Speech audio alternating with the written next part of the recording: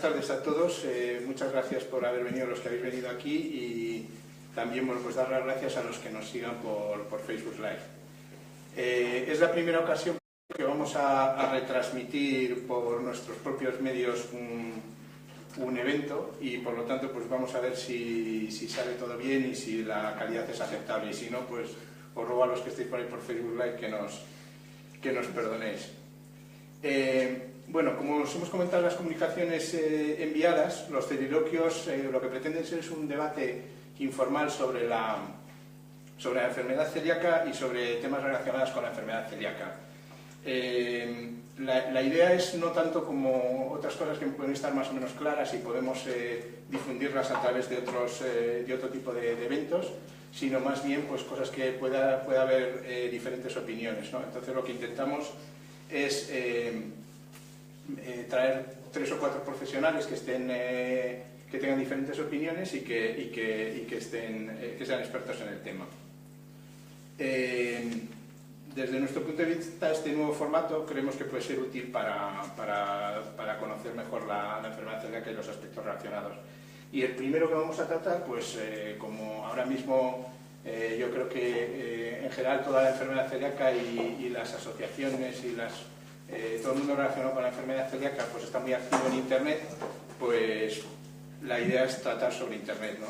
Si Internet realmente sirve para informar a los celíacos o al final lo que crea es una mayor confusión. Una cosa que sí es importante es que todas las opiniones de los participantes son de los participantes y no son de la asociación. La asociación, cuando nos manifestamos, pues tenemos nuestras charlas semanales y nuestros medios como la revista o la web. Bueno, ya paso a presentaros a los 4 ponentes. Empiezo por la doctora Borregón. Paloma es doctora en medicina, especializada en dermatología, y hizo su tesis doctoral sobre la dermatitis herpetiforme y la enfermedad celíaca. Y bueno, además de lo que es ser médico y tener su consulta de dermatología, está también muy acostumbrada a participar en diferentes proyectos de comunicación, tanto en la televisión como en la radio, y bueno, con nosotros también ha colaborado en algunos cursos para médicos y algunas charlas también generales para pacientes. Después, a mi lado, Pedro Soriano, que es enfermero, que actualmente está trabajando de enfermero y actualmente trabaja en la Dirección de Sanidad de la Comunidad de Madrid, coordinando el área de asociaciones de pacientes en la Escuela Madrileña de Salud. La Escuela Madrileña de Salud es un proyecto nuevo de la Consejería, que es para, bueno, luego hablará un poco más Pedro de ello, pero bueno, sobre todo lo que se habla es del empoderamiento de los pacientes, que ahora también es otra cosa que está muy en boga. Y es el fundador del proyecto que se llama FF Pacientes. Y luego está la segunda, Dani Faccio, que es una celíaca desde hace... ¿No lo he dicho bien? Sí, perfecto, por eso digo. ¡Qué genial! Que es celíaca desde hace 7 años y bueno, se dedica a informar sobre en las redes sociales. Es uno de los blogs más seguidos, y luego también es moderadora y impulsora de varios foros en los cuales hay opiniones de pacientes, que también es un aspecto que nos interesa tratar dentro de lo que es la información en Internet. Y por último, Manuel, que está a la derecha del todo, pues un paciente celíaco que estuvo, como muchos otros celíacos, especialmente los adultos, durante bastante tiempo pues mal diagnosticado, y bueno, nos contará también un poco su experiencia tanto en Internet como su experiencia como celíaco. Bueno, entonces después de esta pequeña introducción, lo que vamos a intentar es, os dirijo alguna pregunta directamente a alguno, y luego ya, una vez que pasemos el primer turno, pues ya si queréis participamos o participáis todos. Bueno, empezamos por Pedro. Pedro, digamos que dentro de los que estamos aquí es el más generalista, porque él no está dedicado especialmente a los celíacos, sino que está dedicado a lo que es información a pacientes, ¿no? Entonces, a Pedro le hacemos una pregunta fácil. ¿Internet realmente sirve para informar o sirve para confundir a los pacientes? Bueno, contestar a esa pregunta no es tan fácil, ¿no? Depende de cada persona. Internet es una herramienta, ante todo es una herramienta que nos ayuda a encontrar información que estamos buscando en un momento determinado que queremos buscar una información sobre nuestra salud o para alguna duda que tengamos. El problema que tenemos con Internet o con el doctor Google, como lo solemos llamar, es pues que sale todo lo que pongas con esa palabra, sale lo primero que sale, ¿no? El posicionamiento web, y ya empezamos con otro tema y otras historias. Mi gran pregunta es, ¿el paciente está informado, pero le acompaña el profesional? ¿Les acompañamos las asociaciones? Quiero decir, yo creo, o yo por lo menos me lo podéis debatir, pero sí que es cierto que yo la sensación que tengo dentro del proyecto de FF Paciente, que intentamos dar voz a la experiencia, creemos que la experiencia de cada persona tiene un valor muy importante, no solo es dar la medicación o dar estas pautas y irte a tu casa, sino que la experiencia individual hay que tenerla en cuenta. Es muy importante que cuando alguien entra en Google sepa que puede ir a consultar con su profesional o a su asociación sobre lo que encuentre. Entonces, ¿es una herramienta de información fiable? Sí, pero hay que saber utilizarla. Si no sabemos utilizarla, ¿con quién tenemos que hacer ese vínculo? Con nuestros profesionales, con asociaciones fiables, tenemos que intentar estar todos ahí entrelazados, porque yo creo que si no luego pasa que vienen los diagnósticos que tardan a lo mejor mucho tiempo o encuentras una información y empiezas a hacerlo y a lo mejor cuando ya te has dado cuenta te has podido incluso hacer daño a ti mismo, ¿no? Y luego al final eso lo compartes, porque es que ya no es que lo leas, es que se lo vas a decir a tu amigo, se lo vas a decir en tus redes y a lo mejor te estás equivocando. Entonces, bueno, no lo sé, yo creo que sí es una herramienta que vale, pero que tenemos que estar todos ahí. Vale, muy bien. Bueno, ya aprovechamos y como Manuel aquí es el paciente, lo hemos traído como con ese rol de paciente. Bueno, lo primero es, tú cuando te diagnosticaron, ¿cómo te informaste? ¿Acudiste a internet? ¿Fuiste...? Bueno, a mí cuando me diagnosticaron, hace ya casi 8 años, pues claro, a mí el digestivo me dijo eres celíaco y nada más. Esa era la información que yo tenía como celíaco. Y lo bueno que tuve, o sea, la suerte que tuve fue... ve a la Asociación de Celíacos de Madrid, que te pueden informar y que funciona muy bien. Y entonces mi siguiente paso fue al día siguiente prácticamente de ser diagnosticado, ir a la asociación y desde entonces suele ser mi punto fiable de búsqueda de la información. Cuando tengo alguna duda de la enfermedad celíaca siempre he consultado la Asociación de Celíacos. ¿Por qué? Porque creo que está respaldada por bastantes profesionales y creo que la información que ellos tienen, la que publican, ya está suficientemente contrastada.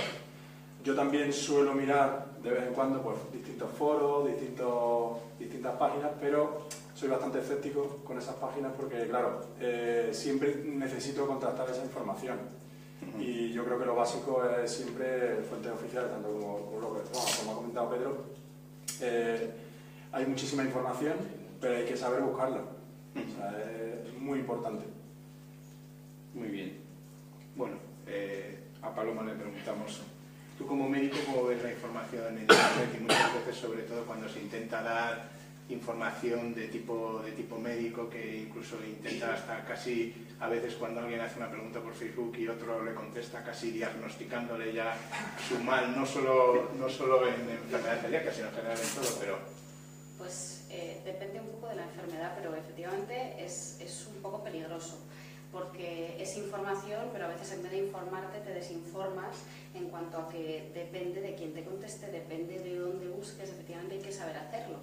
Y eso es lo complicado. Y depende mucho de la enfermedad o de la cosa que busquemos en internet. Muchas veces uno como médico le das un diagnóstico a un paciente y al día siguiente o cuando viene en la revisión se ha mirado en internet en 27 páginas, se ha metido en foros donde le han dicho uy, esto es fatal, esto es que bueno, no vas a durar nada, cuando realmente no es así a lo mejor. Entonces, y viene a revisión y yo siempre digo que a veces el paciente sabe más que tú, y a veces no es más, sino sabe cosas que no sabe poner en orden. Entonces yo creo que en ese caso lo importante, como ha dicho Pedro, sí que es contrastar con el médico. Hay pacientes, a mí incluso a veces me traen cosas escritas y me dicen, oye, me he leído que la enfermedad celíaca pues, se asocia a tal enfermedad. ¿Esto es verdad? ¿Me puede pasar? ¿O se relaciona con algo? Entonces yo creo que esa es la manera de hacerlo y luego saber dónde buscar. Las cosas más serias están publicadas en lenguaje médico. Entonces, ese es el problema, que si nosotros los médicos cuando queremos estudiarnos una enfermedad o saber más sobre algo, miramos en lo que es PubMed, que es como donde están todos los artículos médicos subidos. El problema es que, claro, si un paciente se va a leer PubMed, se va a leer artículos en lenguaje médico que no va a entender. Entonces, ¿quién hace ese filtro? Pues ese filtro normalmente pues, es en blogs, es en páginas, pues en revistas, en páginas web. Entonces, normalmente en la enfermedad celíaca, por eso digo que hay que diferenciar, yo he estado buscando mucho y de lo que me encuentro de los pacientes cuando buscan es que la información está bastante bien. O sea, he de decir que la enfermedad celíaca sí, está, no sé si vas a decir lo contrario, pero lo que hay está bastante bien porque normalmente quien se dedica a escribir sobre enfermedad celíaca son celíacos. Entonces, saben de qué hablan porque se lo estudian por ellos, por su bien. Y entonces, la verdad es que me sorprende y me gusta porque creo que son cosas más fiables. Con lo cual, eso es un poco lo más importante, que te puedas fiar. Es como cuando un restaurante, siempre que uno va a un restaurante y tienen todo súper anunciado para celíacos, preguntas, ¿y aquí quién es celíaco? Es como, alguien tiene que ser celíaco para que esto esté tan bien puesto y tan bien preparado. Entonces, eso es súper importante. Entonces, muchas veces hay que saber dónde buscar y saber contrastar, porque si no te lías y te puedes preocupar de más. Entonces, el paciente viene con dudas que las ha leído en internet, no sabe si la fuente es fiable o no, pero se las cree. Y entonces viene el tema del copia-pega, que alguien te dice algo, lo que decía, pero al final se va arrastrando, porque tú no sabes, pero fulano te ha dicho que tal, tú lo publicas, el siguiente, como tú lo has visto que tú lo tienes, lo mueve y entonces en internet eso se dispara. Con lo cual, eso es un peligro. Bueno, ahora Dani, ya para que se estrene un poco en línea con lo que decía Paloma, pues lo de la información contrastada y que en internet que parece que los foros que existen en general pues están bastante bien dirigidos. ¿Tú cómo crees o cómo contrastas tú concretamente la información? Me ha dado una alegría. Y luego, ¿cómo posicionas de alguna forma tu blog respecto a los demás? Respecto a bueno, las comparaciones son odiosas, pero en cualquier caso. Me das una alegría en el sentido de que sí que es verdad que está muy bien que alguien, un facultativo, vea que más o menos todo está medio en orden. Pero sí que es verdad que una cosa que yo tengo es que estoy muy en contacto directo con el celíaco de a pie y yo he visto mucho medio celíaco por el mundo. No, eso sí. Entonces sí que es verdad que el restaurante, por ejemplo, el dueño tenga un hijo celíaco o cosas por el estilo, por mucho que sea un plus muy añadido y todo esto, hay que ver qué tipo de celíaco, es decir, cuán en serio se lo toma todo, porque yo he visto mucha gente que no tal. Respecto a la información que hay en internet, yo siempre lo comparo con un trabajo del cole.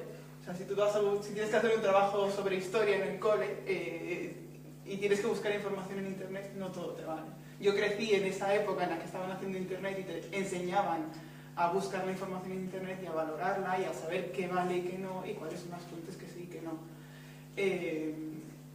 Y hay cosas que te dan señas, ¿no? Por ejemplo, como los titulares sensacionalistas y cosas por el estilo, como el muere un bebé por seguir una dieta sin gluten y cosas así, que hay que tener el radar puesto, ¿no? Entonces, una es eso, y la otra siempre es que puedas acudir a la fuente original. Es decir, en cuanto, por ejemplo, yo una cosa en la que me esfuerzo mucho es en la que si escribo algún artículo relacionado con tema científico o médico o algo así, es siempre poner la fuente por dos razones. Uno, por reconocer el trabajo de otra persona que ha hecho para llegar a esta conclusión o lo que sea, y dos, para validar mi información. Es decir, en cierta manera yo no soy nadie para decir algo así si no lo he aprendido de esta otra persona.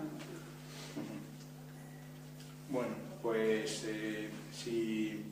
¿y creéis que puede haber alguna receta para saber qué fuentes? Bueno, tú has dicho una cosa que son los titulares, que yo creo que sí que es verdad que esos titulares un poco llamativos normalmente suelen ser preludio de que la información que hay debajo suele ser bastante mala. ¿Alguna otra receta que recomendaríais para saber cómo elegir webs fiables?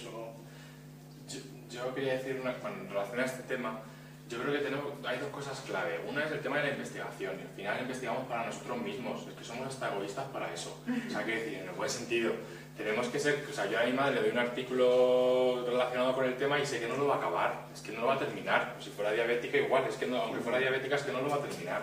Y tampoco hacemos ese paso previo de cómo damos eso más caro, ¿no? A lo mejor deberíamos una cosa a mejorar, o el punto a mejorar sería acercar la evidencia a los ciudadanos, porque eso ya está en internet y acercarlo en un lenguaje sencillo. Y por otro lado, no podemos obviar que la gente está en redes, está en internet, está en Facebook. Es que los pacientes están en Facebook, porque han salido informes donde dicen que están ahí, ¿no? Están en los grupos. Entonces, nosotros, ¿qué podemos hacer a nivel profesional? Me estoy preguntando, ¿qué podemos hacer para estar ahí? Yo sé que no solo es un cambio de estructura, pero a lo mejor a nivel personal deberíamos reflexionar sobre este tema.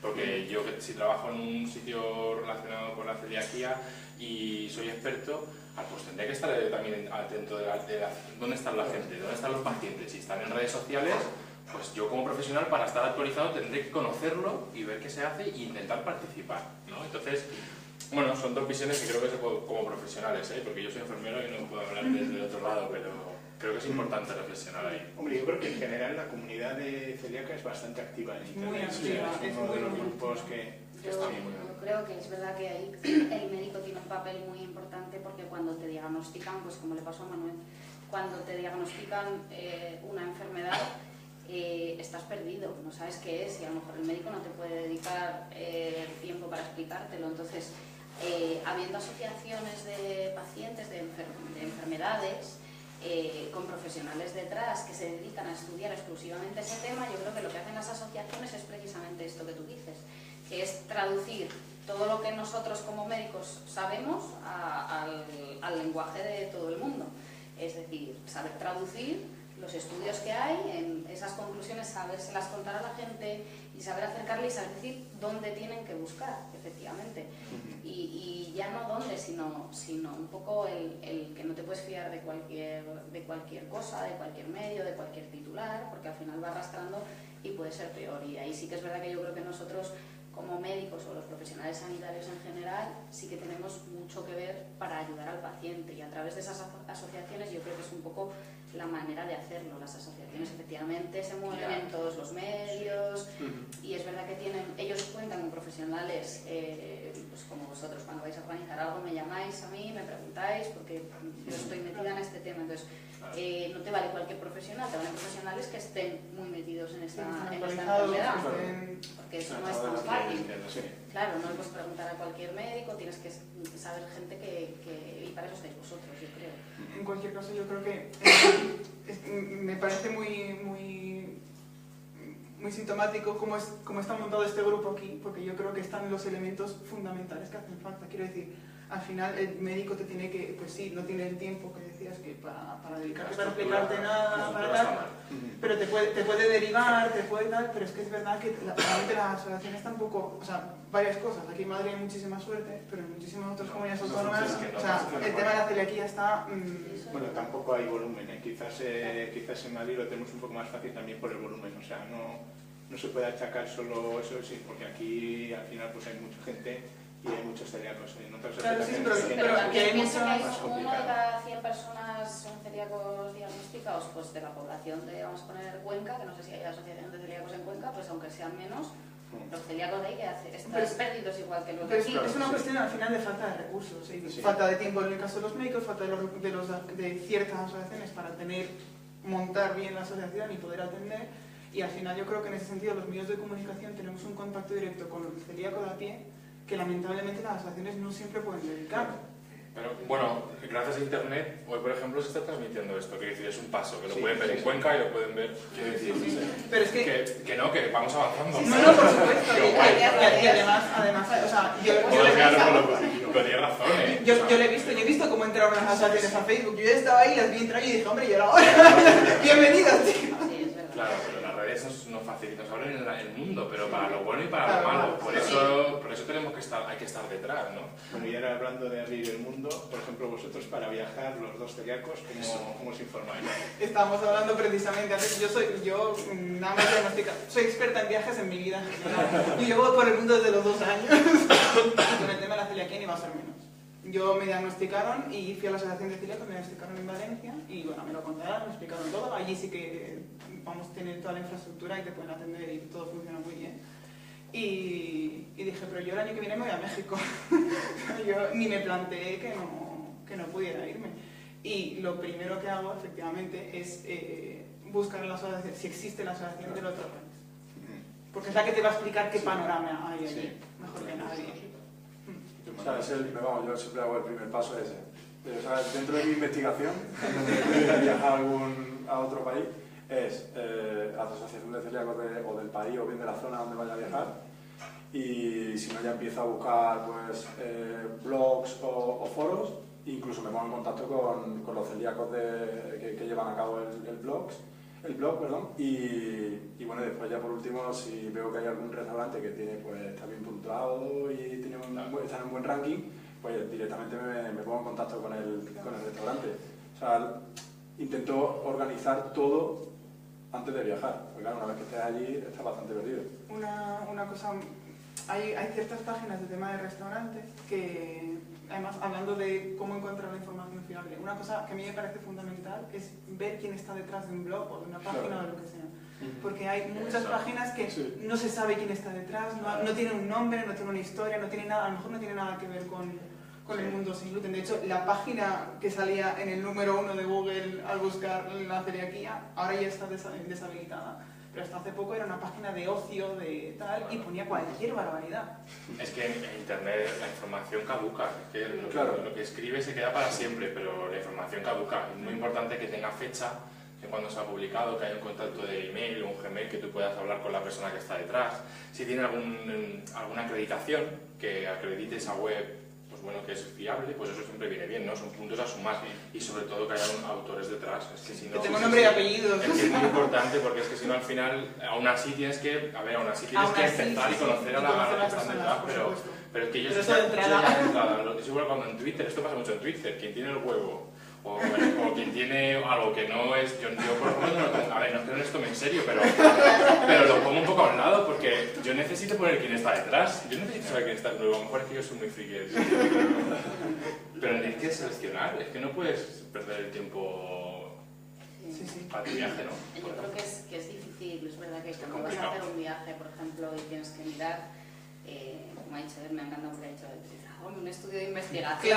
Claro, Realmente tienes dos opciones como celíaco. Yo siempre a los pacientes celíacos les intento decir que normalicen su situación. O sea, tú no puedes vivir pensando en que estás limitado por tu celiaquía.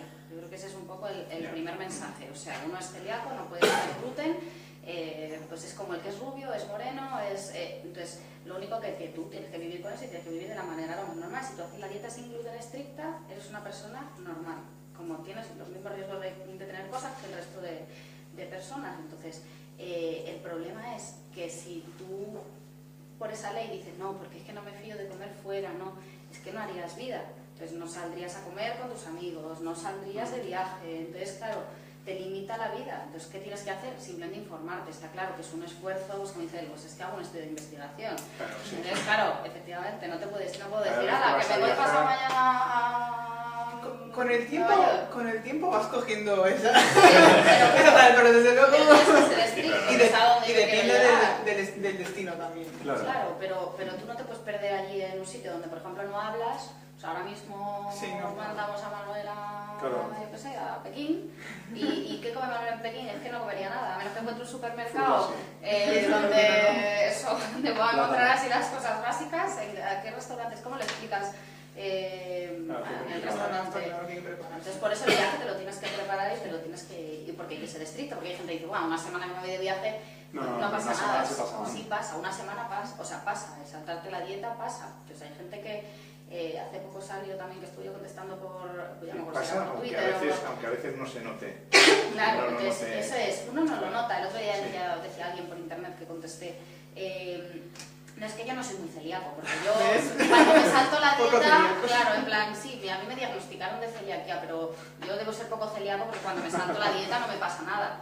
Y entonces y luego yo a veces les pregunto, y cuando te diagnosticaron, pues ¿cómo tenías el intestino? Y a lo mejor te dicen, pues no sé, en el informe pone que tenía atrofia de un grado 3 de Max, que eso es atrofia intestinal. Entonces, no, es que eres celíaco, eres celiaquísimo. Lo que pasa que no te den síntomas no quiere decir que tu intestino no se esté dañando. Bueno, pues se generó una en Twitter y lo que dice, de repente se dispara, no, si eres poco celíaco no pasa nada, que es poco celíaco ni muy celíaco. O sea, tú tienes daño intestinal aunque no lo veas automáticamente.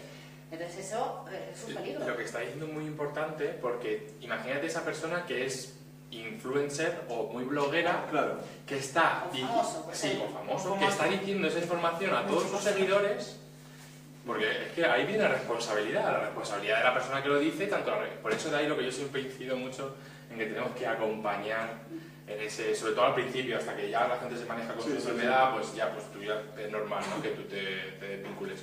Pero de ahí la importancia de que los profesionales estemos detrás y acompañando en ese periodo, porque luego te encuentras muchos pacientes activos, pero ser paciente activo no significa que seas un paciente con el conocimiento adecuado sobre la patología que estás hablando. Entonces es muy importante, vamos, es que... Claro, yo cuando me doy cuenta de estas cosas, pero no estoy en todas Claro. partes, y los médicos estamos en todas partes. No, pero que Internet es eso, es claro, un mar tan abierto que tampoco, a ver, no se puede abarcar todo, no, pero sí que hay que intentar enseñar ese tipo de cosas. Yo de vez en cuando, de hecho, escribo cosas y también tengo un blog, pero es más médico, es de dermatología de todo, pero como me dedico mucho a la celiaquía, pues subo muchas cosas de celiaquía. Muchas veces la gente te escribe y te pregunta porque hay cosas que lee que se sienten identificados. Entonces yo hay cosas, escribí hace poco el primer artículo que escribí de hecho en el blog fue sobre enfermedad celíaca, que es un poco a lo que más me dedico. Y claro, de repente había gente que, o sea, yo hablaba de los síntomas de la enfermedad celíaca, de que no todos los síntomas son diarreas, dolor de tripa y demás, de la anemia, tal. Y luego mucha gente ha venido a mi consulta, y veo muchísimos celíacos, unos con dermatitis, otros sin dermatitis asociada, pero que sí que se han diagnosticado celiaquía, no ellos, sino han ido al médico, oye, pues mira, a mí me pasa esto, y yo tengo anemia, y yo tengo tal desde hace tiempo, no sé de celíaco, tengo un primo que es celíaco, y resulta que se les ha diagnosticado enfermedad celíaca, entonces eso es gracias a que lo leen, se identifican. Entonces es verdad que no hay muchos profesionales que nos dediquemos a comunicar, porque eso sí que es un poco lo difícil, y eso es lo que hace más falta. Quizás hace falta que haya profesionales sanitarios interesados en hablarle y en saber comunicar y saberle explicar a los pacientes y dedicarles ese tiempo que en la consulta no les puedes dedicar. Y es que lo que he hecho de, o sea, vamos, echo de menos más eminencias como Paloma. Quiero decir, a mi abuela, o sea, para que os hagáis una idea, lo tengo muy cerca. A mi abuela, su médico le dijo que no le iba a hacer las pruebas de la celiaquía porque no tenía cara de celíaca porque era gorda. No, y porque a su edad, pues no sabes la de señoras y señores Claro. de 70 que se diagnostican enfermedad celíaca. O sea, yo cuando empecé a hacer la tesis, motivada porque yo de repente empecé a diagnosticar muchas dermatitis herpetiformes, que es la dermatitis con la que diagnosticamos la enfermedad celíaca, ¿no? Entonces tú como dermatóloga le dices a un paciente, no, pues tienes una dermatitis, pues vas a ser celíaco, y el paciente te mira y dice, ¿pero tú eres dermatóloga o qué eres? Y entonces, o sea, como mirándome la piel, ¿sabes que voy a ser celíaco? Eso no puede ser. Y es así, es así. Entonces, el tema es ese, que tú vas diagnosticando pacientes, que los que son fáciles en cuanto a cualquier médico, hasta no médico, o sea, mi vecina puede diagnosticar a un niño que tiene diarreas, que no crece, que tiene la tripa hinchada, de enfermedad celíaca, porque le diga a la madre, uy, a ver si tu hijo va a ser celíaco. Eso es así, pero el diagnosticar a un paciente celíaco, pues como dice su abuela, pues por caso no le haces las pruebas. Si tiene una nieta que es celíaca y puede tener síntomas, y la gente con 70 pues también se le diagnostica enfermedad celíaca. Y yo cuando viendo pacientes, ya digo, veo muchos celíacos, porque hay muchos diagnosticados con 60, con 70, y de repente les cambia la vida, porque la gente te dice, no, yo es que claro, antes pensaba que lo de tener la tripa hinchada era lo normal. Supongo que a muchos de los que estáis aquí os habrá pasado. Hay cosas que te pasan de siempre porque te crees que es lo normal, hasta que de repente alguien lo pone en duda y resulta que eres celíaco, y lo que te pasa es por eso. Entonces, claro, lo que pasa es que, por ejemplo, pues a tu abuela, aunque la diagnostiquen, no es capaz de meterse en internet, pero gracias a Dios... Sí, claro, sí, ¿Ah, también? Mi abuela no se mete, pero me lo dice para que lo haga. Por teléfono me dice, oye, pero métete que... Fíjate a ver qué dice esta médica, de verdad. Claro, es que eso, o sea, pues eso es una ventaja en ese sentido, que la gente esté cada vez más informada, y lo que pasa es que lo difícil es estar bien informado. Eso es complicado. Sí. Y no asustarse, porque yo sobre También hay todo... muchas veces que cuando aparecen los síntomas hay muchísima gente que se autodiagnostica, que realmente Y prueba. puede que no Sí, sea. y empieza. Claro, Y prueba. no, eso lo que no hay que hacer es eso, es Claro. probar, efectivamente. Pero ni decir que se deja el gluten, que eso también... Es verdad que ahora, pues como dice ella, son como modas, ¿no? Y de repente no, pues ahora es que alguien dice que ahora dejar el gluten es buenísimo para todo el mundo, y vamos a hacer dietas sin gluten. Y como decía ella, claro, luego entonces los que sí que somos celíacos de verdad, ¿qué pasa? Porque luego en un restaurante te dicen, ay, no pasa nada, un poquito, o sea... Sí, o aquí vienen celíacos que se lo comen. Claro, aquí vienen celíacos que lo Vienen comen. celíacos No les pasa y nada. no les pasa nada. Eso. Entonces, claro, y ahí te levantas del restaurante y te vas, o ¿qué haces? Porque claro, ya no puedes hacer nada. Eso es lo difícil. Bueno, teníamos también otra pregunta por aquí que era, por ejemplo, en los foros que son abiertos, especialmente para ti, Dani, que manejas varios foros, ¿cómo puedes controlar la información que mete la gente? Porque a veces... Estando 24 horas. se dicen un montón de cosas que pueden despistar bastante a otros. Yo la suerte que tengo es de que los foros en los que estoy la gente me conoce y si se suscita algún tipo de debate o amigo, a otra gente que también que son referentes y que tienen como cierto criterio o que pueden citar fuentes o que tal, y te avisan de alguna manera, te dicen consulta el blog de no sé cuántos, o fija, oye Dani, ven aquí a poner orden. La verdad es que esas situaciones se dan y viene mucho de gente que viene informada de su casa o que, por ejemplo, lo mismo, que le dijo su médico que como era gordo no podía ser celíaco, o que le dijeron que, bueno, pero un pinchito de vez en cuando tampoco te va a pasar nada y tal. Entonces, claro, cuando lo peor es eso, cuando el propio médico no está actualizado y te dice ciertas cosas, tú, como una persona que está en el Facebook, ¿qué le vas a decir? Yo eso lo veo mucho cuando te hacen la biopsia muchas veces. Bueno, primero porque muchas veces cuando vas a buscar enfermedad celíaca, los anticuerpos no siempre son positivos.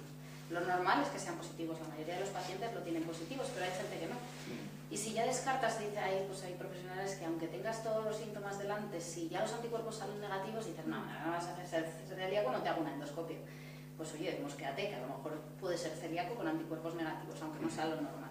Y luego, por otro lado, si tienes los anticuerpos positivos y se te hace la biopsia intestinal, cuando salen el grado más bajo, el grado 1, pues hay médicos que no lo consideran enfermedad celíaca. Entonces, tienes más linfocitos, son criterios, y a día de hoy eso se considera enfermedad celíaca. Hace X años, eso era, pues no se sabía, entonces se pensaba que era pues, inflamación intestinal. ¿Qué pasa? Que se ha visto que esos pacientes que en su momento tenían ese grado 1, con el paso del tiempo, desarrolla una enfermedad celíaca, entonces ahora ya se considera grado 1. Pero claro, si tú no estás actualizado y no sabes que eso ya de los linfocitos es que eres celíaco, pues te está escapando un paciente con enfermedad celíaca que dentro de unos años le harán una endoscopia y ya no tendrá un grado 1, ya tendrá un grado 3.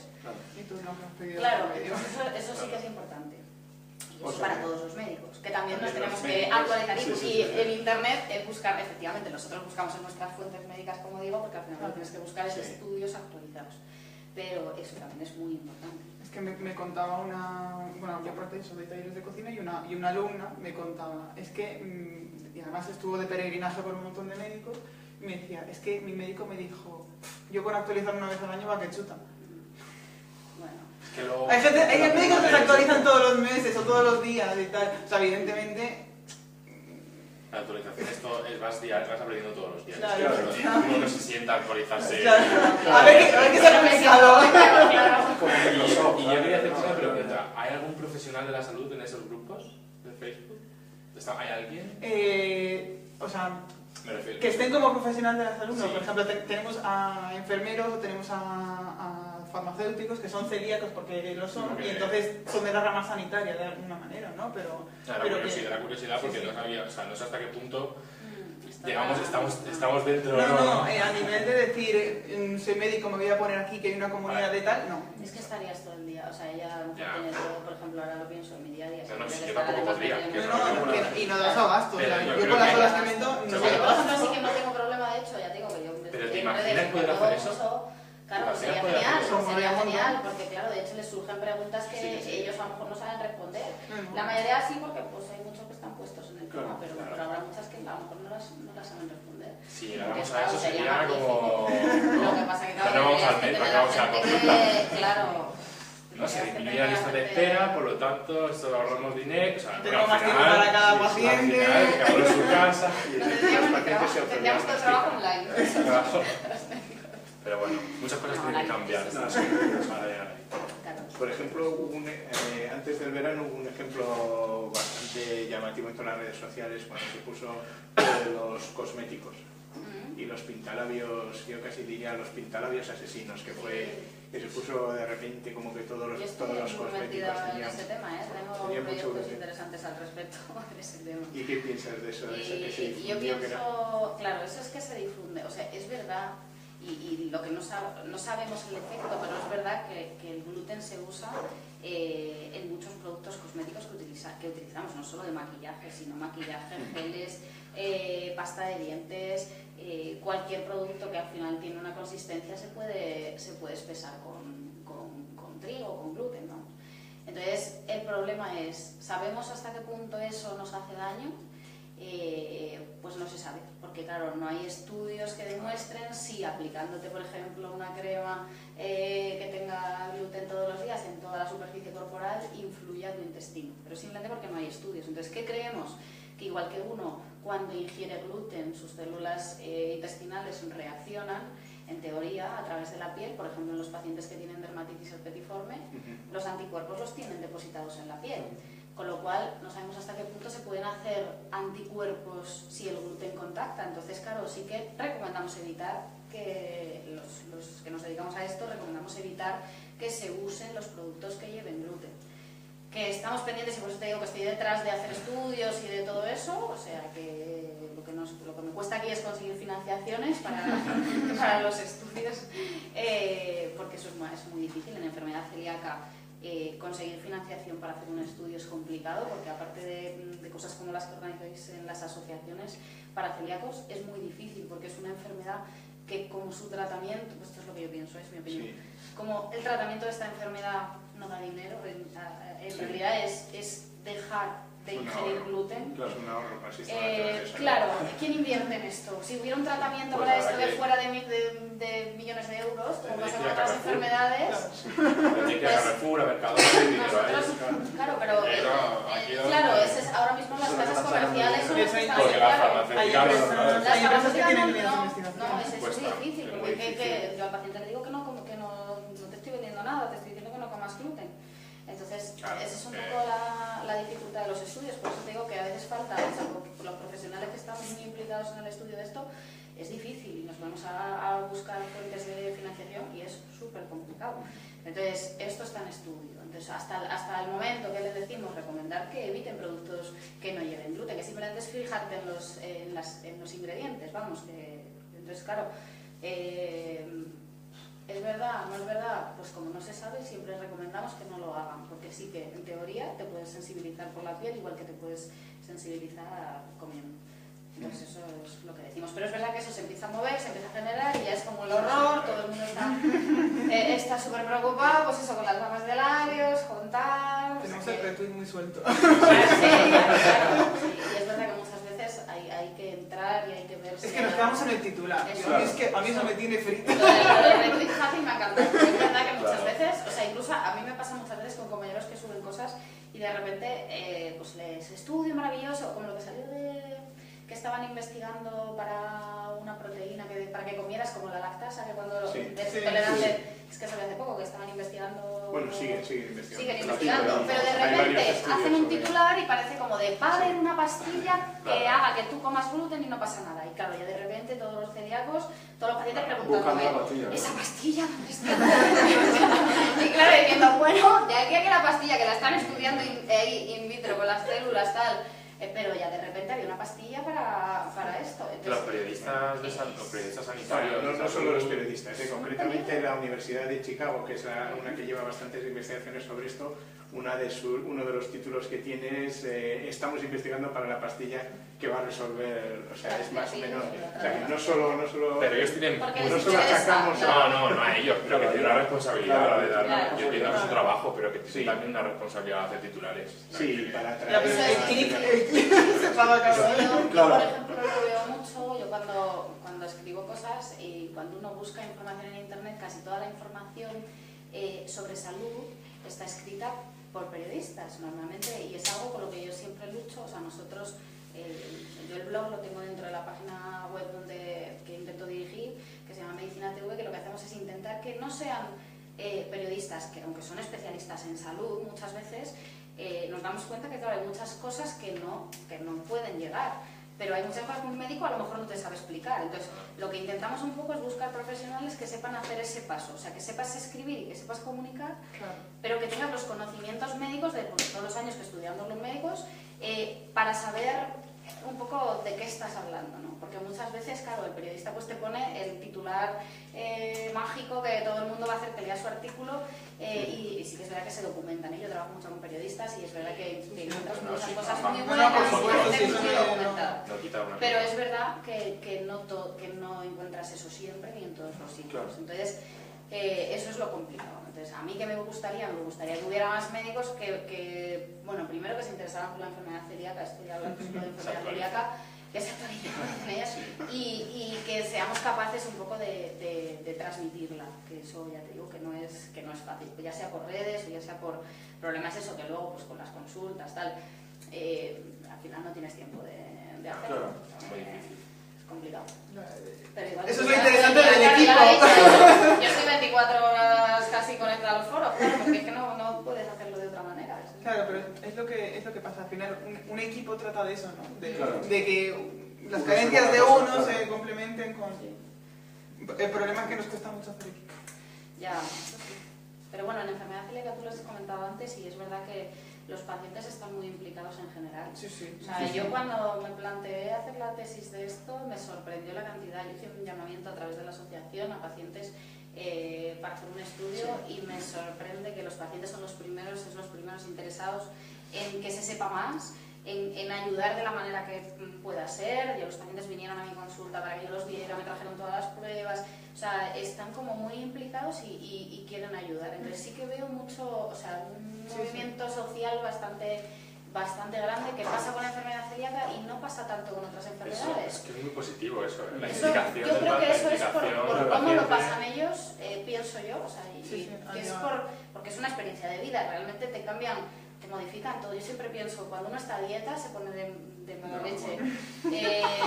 Cuando te dicen que eres celíaco y que de repente no puedes comer gluten ya para toda la vida, ¿qué hacemos? ¿Nos ponemos en mal humor ya para lo que nos queda de la vida?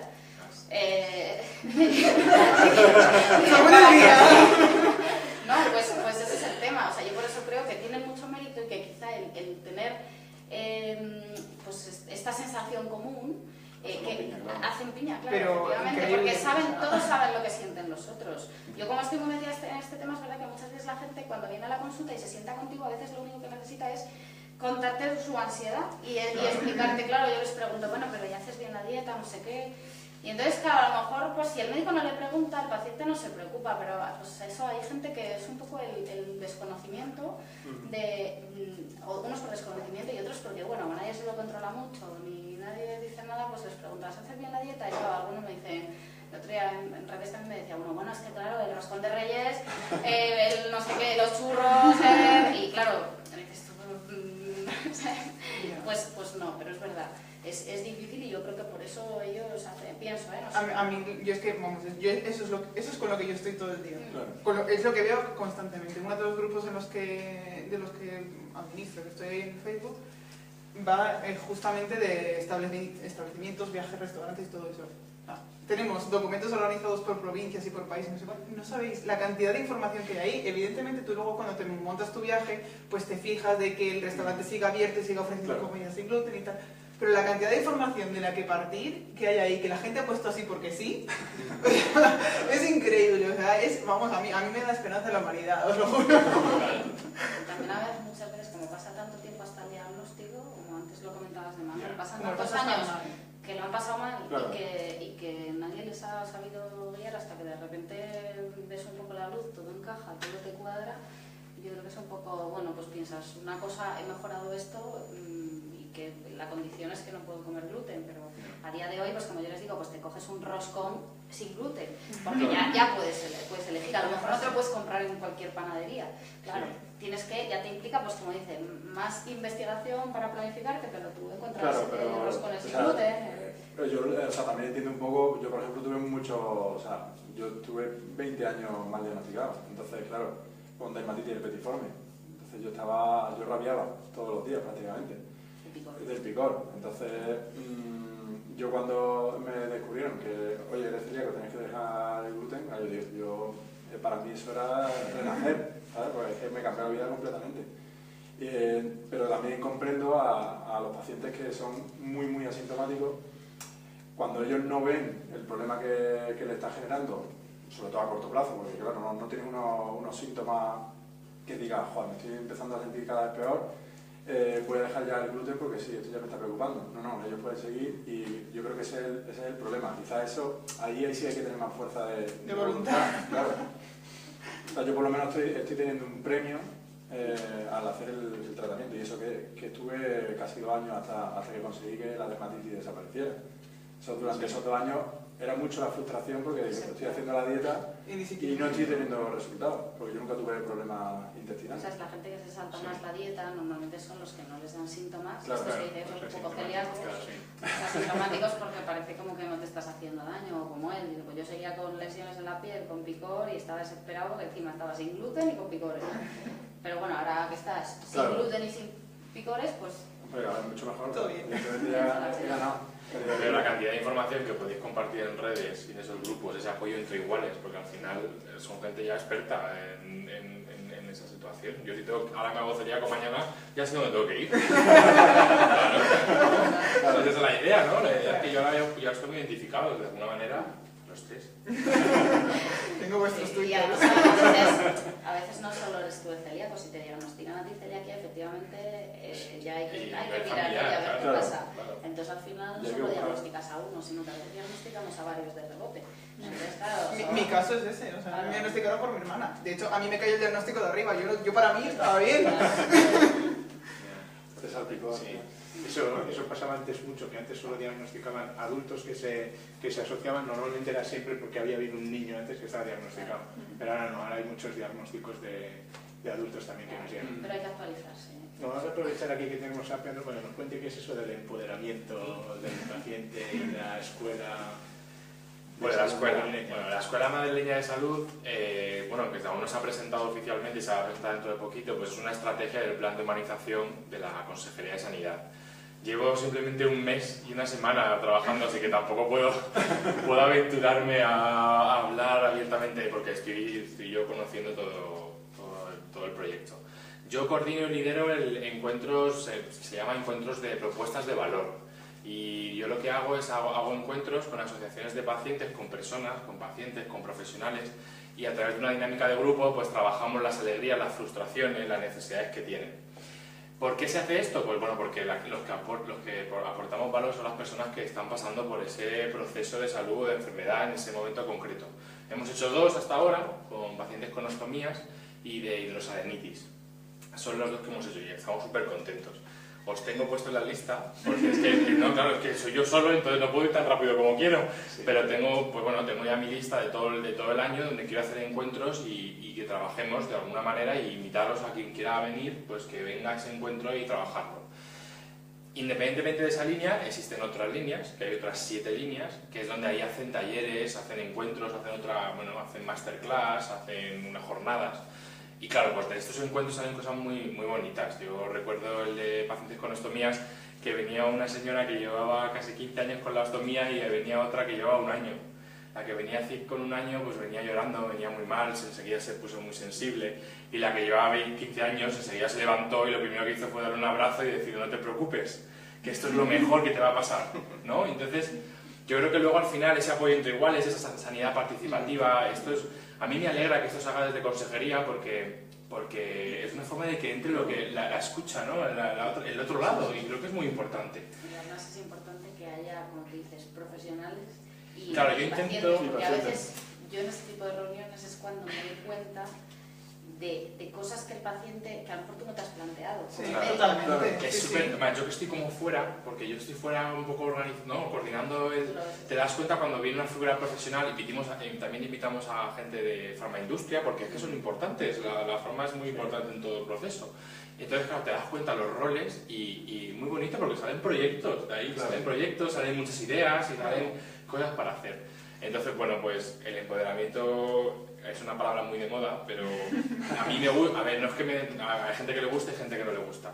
Yo apoyo el empoderamiento y el paciente activo, pero siempre con un conocimiento sobre la enfermedad, porque todos podemos ser activos, tener muchas ilusiones por hacer cosas, pero a lo mejor estamos comunicando algo que no está bien. Entonces, ¿cómo se hace eso en equipo? Es que yo creo que yo es que siempre digo que soy una persona súper curiosa por naturaleza, entonces a mí me gusta saber, pues me gusta saber por qué las cosas. Entonces yo creo que el empoderamiento va también por esa parte, es decir, que por la motivación de qué pasa. Es decir, a mí me llama mucho la atención cuando la gente se interesa, no solo por lo que puede comer, sino por todos los entresijos del Mars 3, del Mars 2, del no sé qué. O sea, yo escribo artículos de todo esto, que son unas parrafadas, y la gente dice, pero lo he leído entero, y yo, madre mía.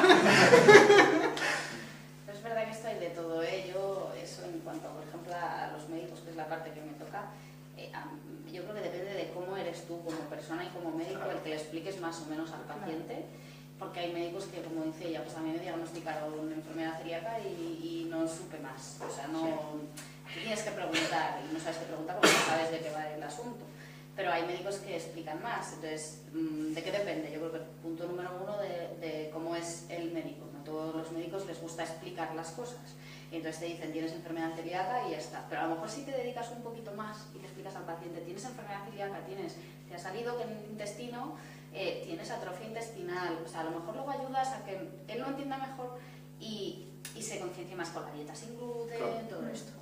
¿Cuál es el problema que yo veo y el que tenemos, y ahí es un poco una defensa a los médicos, que muchas veces no tenemos tiempo? Que ya nos gustaría tener más tiempo, o sea, porque ya te digo, depende del médico y depende del tiempo que tengas para dedicarle a cada paciente. Os habrá pasado que si tenéis, pues, tal y como está la Seguridad Social ahora mismo estructurada, pues a lo mejor una revisión, que es justo donde te toca que te diagnostiquen, pues no sé con lo que duran, pero yo ahora hago medicina privada, pero he estado muchos años en medicina pública, entonces a lo mejor tienes 5 minutos para diagnosticarle al paciente, para darle los resultados de las pruebas y decir, mira, pues sí, ha salido que tienes atrofia intestinal, eres celíaco. Entonces tienes 5 minutos y 10 pacientes en la sala de espera. Entonces físicamente a veces no se lo explicas, no porque no quieras, sino porque físicamente no puedes.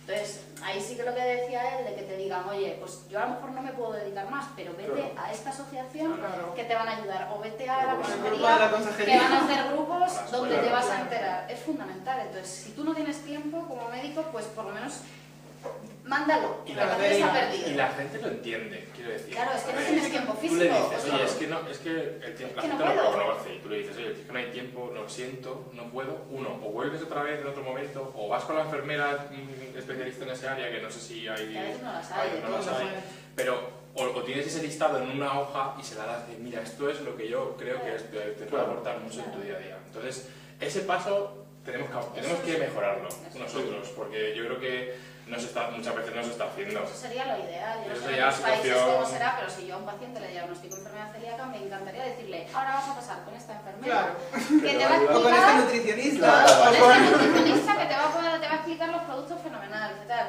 Pero eso a día de hoy bueno, eso ahora no es posible. que van a incorporar en el Sistema Nacional de Salud en general y en algunas autonomías dice que van a incorporar nutricionistas y bueno, ya veremos a ver. Bueno, eso estaría bien. Ojalá.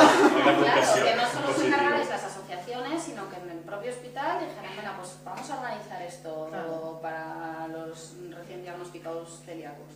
Es que eso es importante, porque es que es verdad que en las consultas médicas no hay tiempo. O sea, yo ahora estoy en medicina privada, entonces claro, veo sociedades y demás, pero tengo un poco más de tiempo, tengo el tiempo que yo le quiera dedicar al paciente.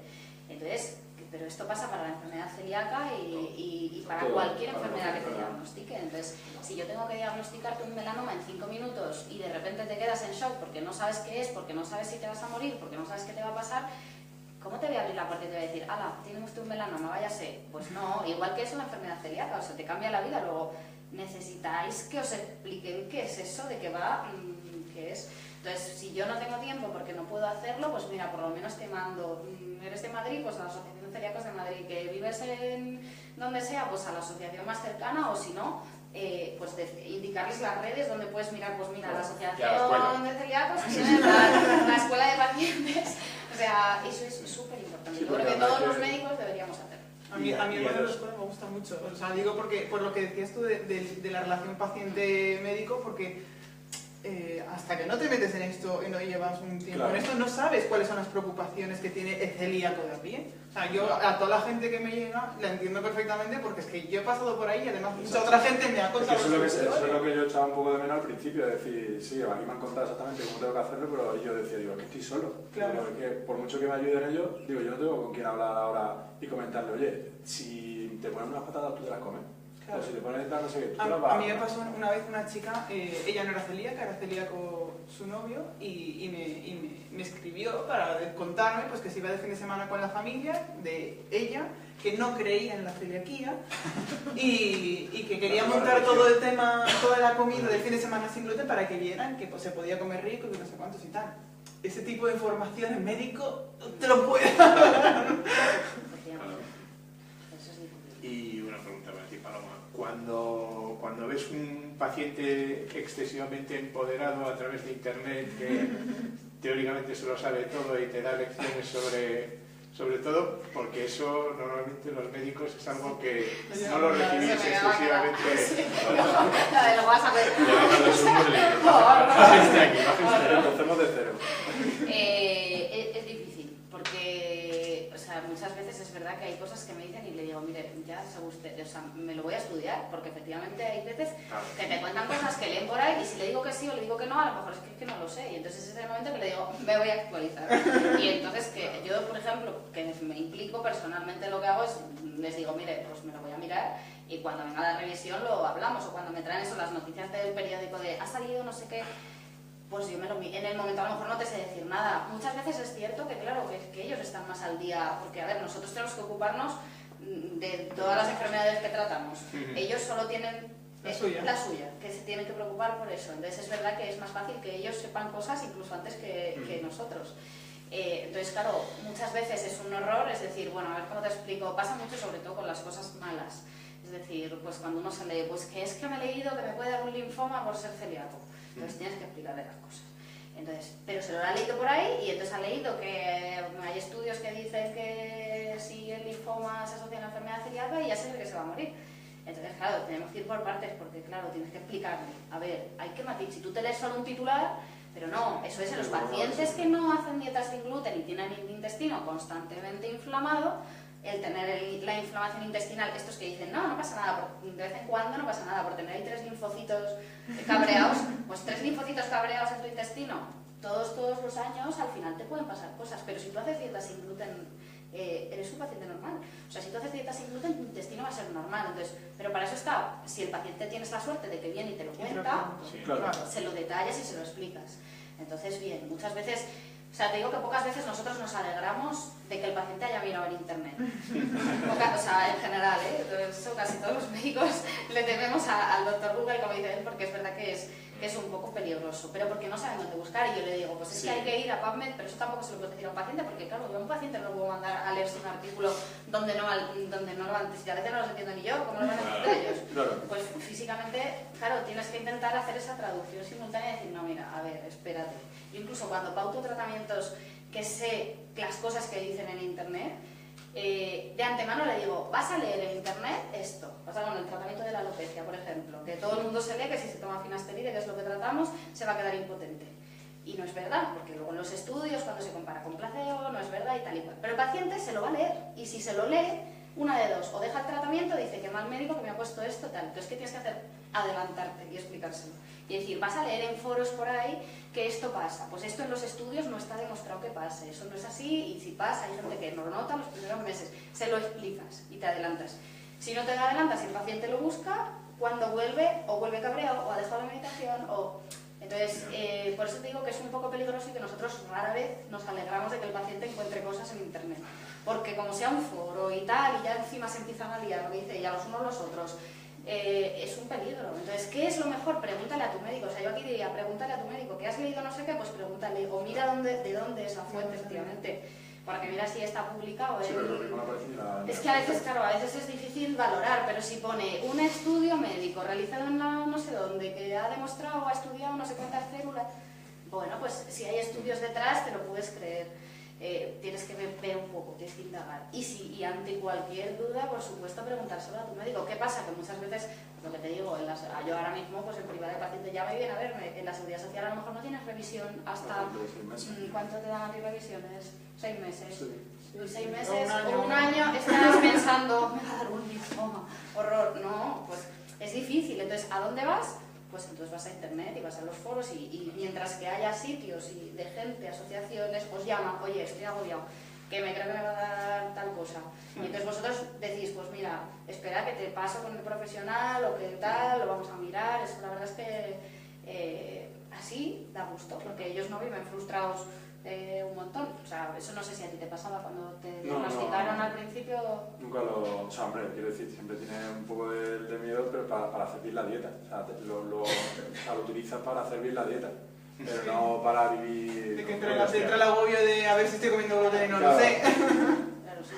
Y luego a ver, yo me pongo en papel paciente. A mí me diagnostican ahora mismo hoy y la médica o el médico que tengo delante no tengo esa empatía con él. Yo no voy a ir a contarle lo que cuento en internet, porque para que me mire mal y para que Eso pasa también muchas veces. Tenemos que trabajar mucho esa relación, me refiero entre todos, no específico por ser médico, pero me refiero que si yo a mi enfermera de atención primaria o el médico de familia llego y sé cómo es que no me planteo ni plantearle nada, ¿no? Ni lo que he encontrado ni lo que no he encontrado. Entonces, es tan importante ese vínculo que se crea, aunque no hablemos de la celiaquía, con esa persona, porque vas a tener esa confianza para llegar y contarle lo que sientas. Sí. Y eso me pasa muchas veces porque los pacientes a veces me preguntan, de hecho, si soy celíaca, porque como me digo, parece que todo el que está metido en esto es celíaca, pues no soy celíaca, pero es que veo celíacos en mi consulta todos los días. Entonces, ya me sé todas las situaciones y vivo con un celíaco, además, con lo cual me sé todas las situaciones que pueden pasar, el sentir común, lo que les preocupa, y es que eso es importante, por eso el hacer grupos, o sea, yo porque lo tengo cerca y porque lo vivo cada día, pero si no, es difícil, claro. Es muy complicado. O sea, bueno, si os parece, hacemos un turno de preguntas y ha transcurrido más o menos una hora, y si alguien quiere preguntar alguna cosa... Sí. Bueno, yo os quería comentar con un par de cosas. Una que ha salido recurrentemente en el debate, que se ha tratado ahora, de cuando tienes dudas, pues recurrir a ver de internet y que te digan recurrir al profesional. Y claro, efectivamente no puedes recurrir al profesional de forma directa, ¿no? Entonces yo no sé si creéis útil que las páginas web que informen sobre distintas patologías, o esta en concreto, tengan algún tipo de acreditación, que es algo que habéis mencionado antes. Creo que en otros grupos de enfermedades, por ejemplo las neurológicas, la Sociedad Española de Neurología sí que acredita páginas web. Yo no sé si las asociaciones de gastroenterología lo hacen y si creéis que es útil o no es útil. Eso es un comentario. Luego, hombre, útil sería. ahora no se hace. Pero hacerse no se hace de ninguna manera. Y por eso también decía que el tema de que nos cuesta hacer equipo, ¿no? Que me refiero que yo creo que hay muchísimas relaciones que podríamos trabajar a este nivel que no se están trabajando. Es decir, que no es que sea el fin del mundo, pero que se podría aportar tanto si nos relacionáramos mucho más así, claro, transversalmente entre unos y otros. Sí, pero igual que se hace, por ejemplo, con los restaurantes, claro, que tienen tú, por ejemplo, siempre miras cuando vas a un restaurante que esté... Bueno, sí, que esté formado, que tenga acreditación y tal, pues igualmente sería bueno quizás para las páginas o para las fuentes, efectivamente, tener alguna cosa parecida a esto, ¿no? Bueno, se lo podemos plantear sabiendo que la Sociedad de Neurología se puede preguntar cómo lo hacen ellos para... El tema de acreditación es uno de los problemas, es que cada vez hay más gente que acredita webs. Entonces llega un momento que no sabes realmente cuál es la que es mejor que te acredite. Claro, ¿qué organismo acredita? Entonces, porque claro, al final todo... No, pero a lo mejor lo que dice, pues la... Pero vamos, que sí, que es mejor que esté acreditado por alguien, pero también investigar quiénes son los que están detrás. Lo mismo que te acredite una federación o un organismo público relacionado con el tema en concreto que te hagan... No, claro. Pero las sociedades científicas... Sí, tendría que hacer un papel... Lo que pasa es que no sé, en este caso no... O sea, hacerse no se hace. Pues lo tienen que hacer. Pero mira, eso sería lo deberían hacer. moderno, sí. Hombre, ya sabría dónde buscar. Claro, igual que con los restaurantes, parece una tontería, Sí, pero pero tú es te que fijas fácil, en el... claro. O sea, tú te fijas... antes vas a un restaurante Sí, claro. que esté acreditado que uno que no esté, aunque te digan en el menú que tiene 27 cosas sin gluten, ¿no? Sí, claro. Claro, pero Te es te da más tranquilidad, efectivamente. claro, pero eso es porque tú estás muy acostumbrado. Claro, es que eres un paciente... Me refiero, o sea, yo entiendo Claro, yo entiendo las dos estricto, posturas. claro. Yo cuando llegué a la Asociación de Valencia, por supuesto también me transmitieron la importancia de la formación en la restauración y todo esto. Pero sí que es verdad que hay mucha gente que no le da, o sea, mucho celíaco de a pie que no le da ese valor. Claro. Y muchos lugares en los que es que no hay. Es que no hay lugares formados y validados. O sea, en toda la provincia de Cádiz, por ponerte un ejemplo, yo estuve viviendo allí, y formados, que no sean cadenas, no hay ni una. Claro. Tú dices, ¿qué hago? ¿Me voy al McDonald's todos los días? Claro. No se puede. No. Es más, De hecho, cuando sales de las ciudades hay muy pocos... Sí, Aquí sí, la sí. verdad es que en Madrid tenemos, yo creo, mucha suerte porque también es más grande, entonces la Madrid, oferta, Madrid, aquí Madrid. puedes ir a un mexicano, Sí. a un indio, a un... Pero es que Tienes variedad, efectivamente, Claro. y eso que en sitios formados, y aún así hay que tener cuidados porque... hombre, no se puede bajar la guardia nunca, Claro. eso por No, no, descontado. no. O sea, no puedes llegar y decir, bueno, como aquí es sin gluten. Claro, lo que tiene la enfermedad celíaca es que no te puedes fiar de nadie. Eso os Claro, pasa a no tiene todos, un problema que de cuando come base. uno tranquilo, en su casa. Porque en su casa sabes lo que estás haciendo, sabes que tus utensilios están limpios, sabes que no hay contaminación, sabes que no hay nada. Fuera de ahí, fuera de lo que tú controles, Ya. te tienes que fiar. Las familias políticas a veces no lo Claro, entienden. las políticas, las no políticas... Es complicado hacerle ver lo que hay que hacer. Y tenías otra pregunta. Sí, bueno, es una cosa que ha salido como de pasada, el papel que juegan bueno, los influencers y gente muy conocida en internet, que a veces difunden determinadas cosas o bueno, las propias televisiones. Y yo he echado, bueno, soy relativamente activo ahí en Twitter y he echado de menos más participación o más papel activo de las asociaciones de pacientes para de alguna manera desmentir o, entre comillas, enfrentarse, digamos, a esas situaciones. Dos ejemplos. Hace unos meses salió en una televisión vasca Chumari Alfaro diciendo que curaba a los pacientes celíacos porque le diagnosticaba su conflicto personal, sobre todo a los niños, con sus padres. Entonces yo eso no lo Entonces he hubo- leído, porque si lo hubiera leído hubiera comentado. Claro, pues hubo bastantes asociaciones que critican y denuncian las pseudoterapias y ellos se movilizaron bastante, incluso consiguieron que ese canal de la televisión Sí, que Sí, hiciera sí, discutir sí. debates sobre este tema y tal. Entonces ahí también, por ejemplo, el Chenfai. Y luego hay otro tema que bueno, es una pequeña obsesión mía sobre el tema del trigo transgénico sin gluten, no tanto sobre la importancia que puede tener ese trigo, sino cómo se está vendiendo los desarrollos que han hecho bueno, el investigador español que ha trabajado en ese tema, ¿no? Entonces se está vendiendo como que ese trigo es apto para celíacos.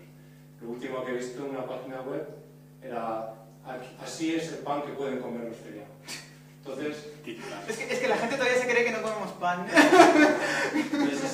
esas webs son webs generalmente de divulgación de biotecnología, ¿no? Y estas personas, realmente la poca población, algunos divulgadores muy conocidos en las redes, en televisión, que publican libros, pues también hacen divulgación de este tipo de cosas, ¿no? Por culpa de los ecologistas, los celíacos no tienen este pan que pueden comer. Y entonces, yo he echado en falta, lo he reclamado a veces a través de las redes, he echado en falta el papel de las asociaciones en las redes para decir, bueno, ya veremos qué pasa con este trigo cuando se desarrolle, pero ahora no puedes decir que esto es apto para celíacos. A ver, yo te digo la posición que adoptamos en los dos casos. En el caso de Chumari Alfaro hicimos simplemente un tuit, me parece, un comunicado diciendo que era inaceptable y nada más, porque tampoco dar publicidad a esas tonterías no merece la pena.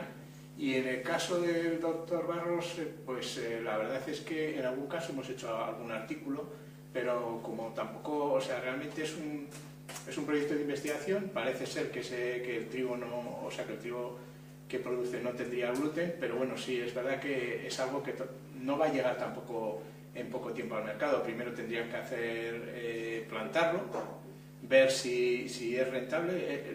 Por ahora lo que se ha hecho es vender la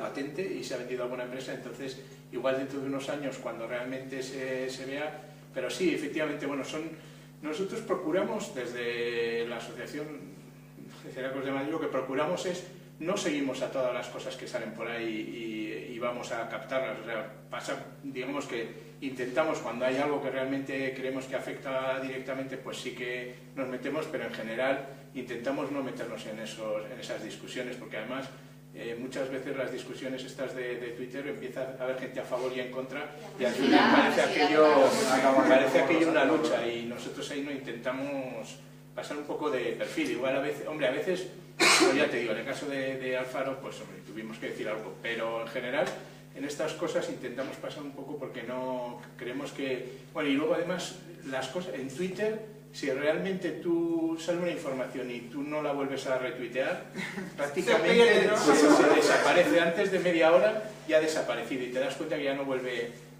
otra vez. O sea, hay informaciones a veces que son llamativas. Que hemos estado a punto de darle al botón para contestar algo y decir, bueno, vamos a esperar a ver si hay movimiento, pasa un día, 2 días, 3 días y ya no vuelve a aparecer eso. Y era una cosa pero es verdad que sí, eso depende de la fuente, efectivamente, como tú dices, si es un influencer o alguien que de verdad es que lo de Chumario concretamente hizo muchísimo ruido, pero mucho. Sí, pero de todas formas ha hecho ya varias veces. No, por supuesto. No solo con los celíacos. Por supuesto, sí. Cura todo, No, por supuesto, si yo me acuerdo de lo de la cacla y la calvicie, ¿no? Sí. Yo creo que el problema es que enfermedades no mentales, estamos también es mucho más grave, también, sí.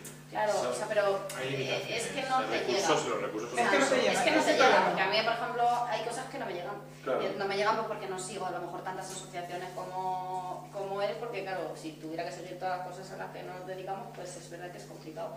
Pero quizás si hubiera de alguna manera alguna posibilidad de alguien que se dé cuenta de cosas así, y que avise. retuitear o enviar el mensaje o lo que sea a un organismo, que no sé cuál, pero ese mismo que acredite a las webs, alguien o vosotros como asociaciones, que os llegara esa información, oye, que están diciendo esto, porque yo creo que muchas veces es porque no llega todo, a vosotros no os llega todo, porque no contestáis, entonces eso empieza a circular por ahí. ¿Y quién lo desmiente? ¿Quién entra? Pues como en sus foros. Pues a lo mejor no hay ningún médico que esté en el foro que pueda contestar algo que uno dice, el otro le dice. Entonces es que es complicado. Entonces, a mí eso, por ejemplo, me pasa, eso lo hace muy bien la Policía Nacional, por ejemplo. O sea, yo desde que antes me enteraba de todo y me lo creía todo. Claro. Entonces, claro, ahora claro, alguien me dijo, bueno, me lo dijo él, pero me digo, no, pues eso, cuando hay algo, un atentado de verdad, la policía lo pone, cuando no lo desmiente. Entonces yo ya, ahora sigo a la Policía Nacional. Entonces, cuando hay amenaza, no vayáis en Madrid a no sé dónde porque va a haber un atentado, te llegan 27 WhatsApps de no vayas a no sé dónde porque va a haber atentado, me lo ha dicho mi primo, que es amigo de no sé quién, y te metes en la policía y la policía dice, está corriendo un WhatsApp que hay una amenaza tal, no es verdad, no os lo creáis.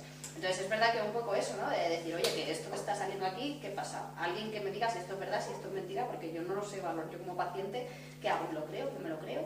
Bueno, por eso te puede contactar y... Claro, por eso, esa es la manera, yo creo. Nosotros, por ejemplo, siempre que nos hacen una pregunta directa, contestamos a todos. Eso siempre contestamos, eso sí.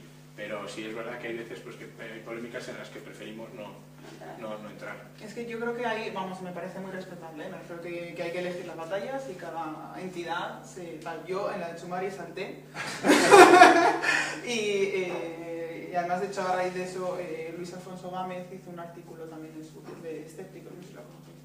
Hizo también un artículo en su blog al respecto porque era muy, muy escandaloso, y yo en ciertos aspectos sí que echo de menos que ciertas entidades se posicionen o aclaren o tal. Insisto en que también entiendo que cada entidad y cada tal se meterá en lo que se quiera meter, pero no por ello lo comparto de alguna manera, quiero decir. ¿No? Eso sí que es verdad que vosotros sí, o sea, yo me acuerdo cuando eso que salió de hecho, de la pastilla maravillosa que va tal, yo recuerdo que vosotros sí que hicisteis una contestación que a mí me parecía muy bien, que fue en plan, oye, esto se está investigando, pero claro, vamos a tener calma. Y sigue investigándose. Claro, por eso. Todavía tardará bastante, pero... Ahí ese tipo de cosas están muy bien, porque eso, yo como médico me daba cuenta en la consulta. Vosotros como asociación sois los que tenéis que poner un poco ahí orden en eso, ¿no? De decir, pues oye, esto está allí, se está investigando, pero paciencia, que no sabemos qué va a pasar. O sea, no se sabe, están investigando con células, pues hasta ahí, hasta que se llegue a saber, ¿sabes? Pero yo creo que ahí sí que las asociaciones, yo creo que son lo que tienen el papel fundamental. Que es verdad que a lo mejor debería haber un poco de unanimidad o un organismo, porque claro, por ejemplo, la Sociedad Española de Gastroenterología, pues te digo lo mismo, claro, como lleva tantas cosas, yo creo que les es difícil estar en todas partes, porque eso nos pasa a cualquier asociación, pues a mí con la de dermatología me pasa igual, cualquier asociación pasa eso, ¿no? Que es un poco, salvo que haya alguien que de repente diga, oye, pues vamos a ir por este lado, que a lo mejor es que hasta ahora no lo ha habido, pero se puede mover. También es verdad que tendemos a ver a las asociaciones como un ente que está ahí y que nosotros somos otra cosa. Yo le tiro cables a las asociaciones de todos los sitios en cuanto pasa cualquier cosa. Es decir, en cualquier momento que nos encontramos con lo de Chumario o con cualquier otra cosa, se puede decir, oye, ¿qué está pasando esto? O que, sí, cuando tenemos alguna duda, me refiero que son gente con un correo electrónico y un tiempo de respuesta y tal, o sea que tomemos conciencia también y que es gente a la que podemos acceder, igual que preguntarle al médico. Normalmente mencionando, o sea, yo a veces me entero de cosas porque me mencionan en Twitter y me dicen, doctora Obregón, ¿qué piensa usted de lo cosmético, por ejemplo? Me empezaron a preguntar, pues doctora Obregón, ¿qué piensa usted de tal? Y nosotros contestamos, pero claro, te tiene que llegar de esa manera, porque a mí, por ejemplo, si no me llega así, no me entero. De todas formas, una cosa que quería decir rápido es que, aunque en redes se utilice y se vean estos tipos de bulos, las asociaciones o las partes o entidades, por así decirlo, también tienen que evolucionar. Quiero decir, a lo mejor hay que crear, no lo digo aquí en general, a lo mejor hay que crear un pequeño departamento que se dedique a buscar esta cosa. Quiero decir, es una cosa a plantearse. Las redes sociales están ahí y la realidad es que la noticia está ya. Sí. Y es que mañana ya se ha pasado la noticia. Sí, lo veo. Entonces, bueno, es una reflexión en voz alta, no significa, yo entiendo que todos los recursos son limitados y en una asociación y en todos los sitios, entonces, bueno, a lo mejor en un futuro se puede abordar mejor eso de otra manera. O... Sobre todo es que yo creo que es que muchas veces cuando hablas de algo, lo que haces es avivar el fuego. O sea, no lo apagas, Sí, por eso... sino que avivas el fuego. Cuando ya está el No, fuego... si yo soy el primero que no ya está entra, el fuego no, si yo encendido, soy el primero que no entonces, entra a contestar tweets, sí que porque yo a tienes- veces es que se lían unas cosas, pero eso Claro, pero también cuando ciertas cosas se quedan sin responder, es que también tienes casillas. o sea, lo de que calla no otorga. Sí, entiendo. Bueno, yo lo digo por experiencia. Claro, nosotros propia. si hay una mención específica a la asociación. No, por Alguien nos supuesto. consulta, Sí, Por sí, supuesto, o sea, por eso supuesto. claramente se contesta. Por eso Y yo creo que una manera de con cierta hacerlo es brevedad. mencionando, pues, Sí, poniendo, claro. yo por dar ideas a la gente Claro, que se sí, encuentre son en ideas, estas, es mencionaros poniendo, oye, ¿es esto verdad? Y poniendo el link o poniendo lo que sea, porque esa es la manera de que vosotros contestéis, pienso yo. Es verdad que, claro, O llamando. sí que tiene un poco razón que Claro. si le das mucha Vaya. arroba a una noticia, al final generas ahí Sí, una sí, cosa, o sea, Sí, yo sí, no por sé. supuesto. Sí, hay gente pasa. que busca titulares escandalosos Claro. para que alguien se los conteste, para que así hacerse el más conocido. Eso pasa mucho, pues no sé, tú con el blog, no sé si te pasa, pero hay blogueras de moda que la gente se pone a opinar y ya no es opinar, ya es insultar. O sea, ya es que se genera una noticia y a lo mejor ella dice, no, pues tal, y llega un celíaco que no opina lo mismo que ella, entonces le dice, pues si tú porque haces un pastel de zanahoria y dices que, pues yo qué sé, entonces se lía y es verdad que a veces cuanto más coba le des, a veces es peor. Sí, sí, yo sí, creo que claro. ellos dicen, A ver, nosotros es que observamos el panorama. no es un tema fácil. ¿Alguna pregunta más? O... Yo lo que estoy es perdida y confundida y quizás no esté ateniéndome a la enfermedad celíaca. Yo me diagnosticó el doctor Isasi el 31 de enero intolerancia al gluten, a la leche y todos sus derivados. Entonces, ¿qué te encuentras? Hay muchas cafeterías, restaurantes y demás que a lo mejor te ponen sí que tienen cosas para celíacos. Vas a pedirla y dice tienes el momento, se lo han terminado. Pero es que aunque tengan cosas para celíacos, por ejemplo en bollería, pues a lo mejor lleva leche. O ves unas patatas fritas que te puedes comer con aceite solo, fritas como lo que quieras, y miras y dice que puede contener trazas de gluten porque tienen leche. Entonces, claro, yo solo asistí a la primera reunión después de que me lo diagnosticaron y no lo tengo ya muy claro. Y luego, otra tercera cosa para mí que hay, a mí no me gusta el pan que venden en cualquier supermercado, pero tienes que se me pega la prótesis, se me pega todo. Me gusta, ahora han abierto en Villalba, sin glutenería, a Esther la conozco mucho, pero hace mucho que no voy porque mi economía no me lo permite. Un litro de leche te puede costar 50 céntimos, 60, depende de la marca que compres, pero un litro de leche de soja es 1,25. Entonces yo por eso digo que estoy perdida. Yo soy de las que se me hincha el estómago y además me duele. Y no se me pasa hasta mucho rato y tengo varios y de todos. Muchas veces, sinceramente, me salto lo del pan, porque es que voy a pedir una tostada de algo, un bollo de algo, cualquier que necesito tomarme un café. No hay leche de soja, no hay leche, aunque pongan el cartel de que lo tienen. Y yo es que necesito en ese momento tomar algo. Pues una Así fruta. Aquí va a salir ya el médico que tengo dentro. No hay que tomar pan por narices. ¿Qué te tomas? ¿Qué te tomas? El paciente súper fuera de casa. ¿Qué te pedirías? Si me toca consulta con el doctor Isasi, yo no le voy a mentir. No, No le mientas. estamos para que no digáis la verdad. A mí los pacientes me lo dicen. Me estoy descolocando. Y Claro. no es por llevar esta... Es por no poder. Es por el trabajo que me está costando. Es que al principio es muy complicado, hasta que ¿Tú has pasado hambre? Claro, yo hay días que he pasado hambre, pero porque no, prefiero pasar hambre antes que comer pan o cualquier otra cosa. Ahora ya salgo de casa preparado, o sea, si sé que voy a estar todo el día fuera de casa, pues me llevo o bien una galleta, unos frutos secos, fruta. El kit de Mi supervivencia. consejo es ese.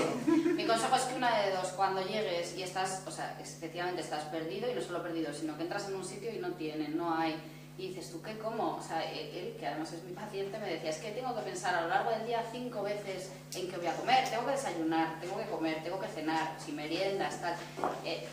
Entonces, si te pilla por la calle, como dices, efectivamente, ¿qué hago un día? O sea, a él no le pueden surgir imprevistos, porque claro, de repente, ¿qué haces? ¿Qué comes? ¿Qué coges? Y vas a un sitio y no te pueden ofrecer, pues es duro, pero es así. ¿Qué le tienes que pedir? Una fruta. Es que a lo mejor a mí me apetecería comerme una si tienen, y si no, pues es una pena, pero efectivamente para no pasar hambre el truco es llevarte tus productos que sabes que puedes comerlo, que efectivamente no están tan buenos. Sí, claro. O sea, yo comparo las cosas con gluten y las cosas sin gluten porque no soy celíaca, y efectivamente el pan sin gluten es difícil. Si además le sumas que no tiene leche, que no tiene tal, la posibilidad de comer cosas la tienes mucho más limitada. Ya no solo es el gluten, ya encima es pensar mucho más allá, con lo cual es más difícil. Entonces, ¿qué me tomo? Efectivamente, pues una de dos: o llevamos en el bolso el kit de supervivencia como lleva ella, Claro.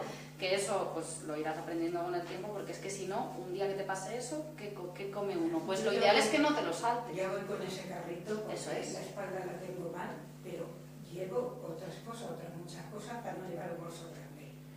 Pues Ahí hay que todo el meter día cosas con incluidas. eso, me tendría que también de llevar la pluma ósea yo casi 40.000 cosas. Y vuelvo a repetir, Es así. lo que hacen en una casa dedicada a ello, de panes, de bollería, de tal, está bueno, está bien, a mí por lo menos me sabe bien. Sí. Lo otro, el otro pan, yo no soy capaz de tomarlo. Es un poco Y aguatizoso. también dicen, o he leído, se comenta, que las cosas que están hechas para celíacos, para que sepan un poco mejor, llevan muchísima grasa de lo que sea. Bueno, Eso no lo sé. yo creo que ya nos estamos saliendo un poco de la Por eso discusión. he dicho que Es no sabía. verdad que también es verdad eso, que a veces tienen más azúcares y más grasas. Pero, sin embargo, también es verdad que en los últimos años se están mejorando bastante. Entonces tenemos que tener esperanza. Bueno, ya por el tiempo tenemos que cortar ya el debate. Bueno, agradeceros a los 4 que habéis estado muy bien. No sé si os ha aclarado si es buen internet, te ayuda, te confunde, o si hemos llegado a una conclusión clara. Yo creo que... No hay una respuesta, ¿no? Es que... Cualquier cosa que nos consulten por internet. Siempre hay que aplicarlo, lógica. Si tú Claro, no haces es en la sentido vida común, real, no lo hagas en sentido internet. común. Es Sentido algo que común, siempre siempre. se debe hacer. Sentido común en la red, por favor. Eso es lo principal, que mucha gente se lo olvida. Yo creo que eso es lo principal, estés en internet o estés en la vida real. Yo creo Y que nada. eso es siempre lo primero. Así que ya, si os parece, cerramos esto y nada, muchas gracias a todos por... Gracias. Gracias a vosotros. Gracias.